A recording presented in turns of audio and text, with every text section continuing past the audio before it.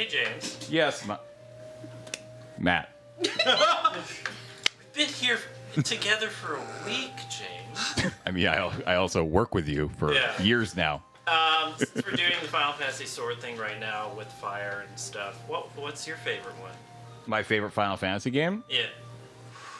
I haven't really played too many of them, but it's probably 3, because that's the one that I know I definitely have to completion. That's 6. 6. Yeah. 6 here, 3 there. It's a good one. That's probably my favorite. Sorry, Spice Melange just said, "Oh no, the fire is dying down." I'll get a donation. Is it? Yeah. Oh no. Well, keep donating. I guess. That's a problem you can solve. Yeah. If this was a campfire, this would not be the point where I would be like, "Ooh, better throw another log on."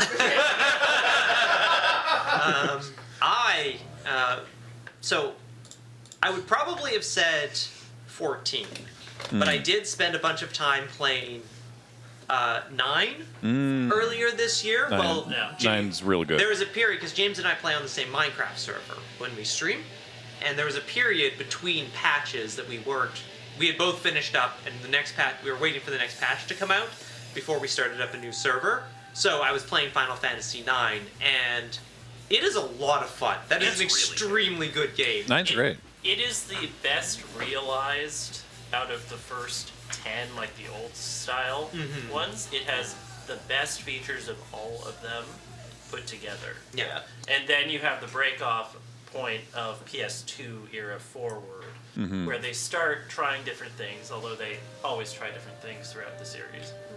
I think I agree with that. That specific perspective. Yeah. 9 and 10, I think, are the 2 Final Fantasy games from that era where, that sort of golden era of Final Fantasy, where those feel like the most completely executed against their vision. Yeah. 7 is a brilliant game. I love it. It's easily one of my favorite games of all time. But it has lots of limitations where they were just bumping up against the technology and didn't really know what they could do, and there's lots of places where it hasn't aged very well. Yeah. Final Fantasy IX is that complete realization of a Final Fantasy. I hadn't actually realized the full sort of story behind that until I put together my extensive Final Fantasy Magic the Gathering explainer. Because at the time, because we didn't have the internet or the same amount of online gaming journalism, which itself is dying, but that's another thing. What we understood was that 8 didn't sell as well as 7, and so they panicked and made an old school Final Fantasy game, which was not the case. But that they announced 9, 10... This is the stones on Squaresoft to do this, by the way. They announced 9, 10, and 11 at the same event, and they were like, 9 is a throwback, 10 is Final Fantasy today, and 11 is the Final Fantasy of the future, which is why 11 is the MMO.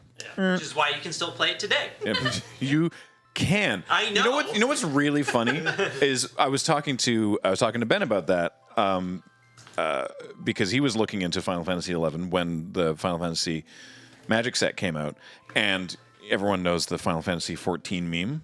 You can play the critically acclaimed Final Fantasy 14, including the expansions Heavensward, Stormblood, and another one up to level whatever with no limit on playtime. All that stuff, right? Yeah. There is no such deal for Final Fantasy 11. Nope. You want to play Final Fantasy 11? $20 a month. You have to want to play Final Fantasy 11. They are not interested in giving you a little bit for free. They're like, here you go. You want to play it? Fine. Pay up. To be fair, if you want to play 11, you're probably already a masochist. So yeah. I saw someone say that I convinced them to try Final Fantasy 12 and that they think that it slaps, and I'm really pleased because I think 12 is great. 12 is I haven't played 12, but it's good. Especially now that you can get the version, the Zodiac job system version, it's called the Zodiac Age, which fixes the license boards. Yeah. Same, and let's say this at the same time. The thing they added to that version, Okay. that the original didn't have. Uh huh.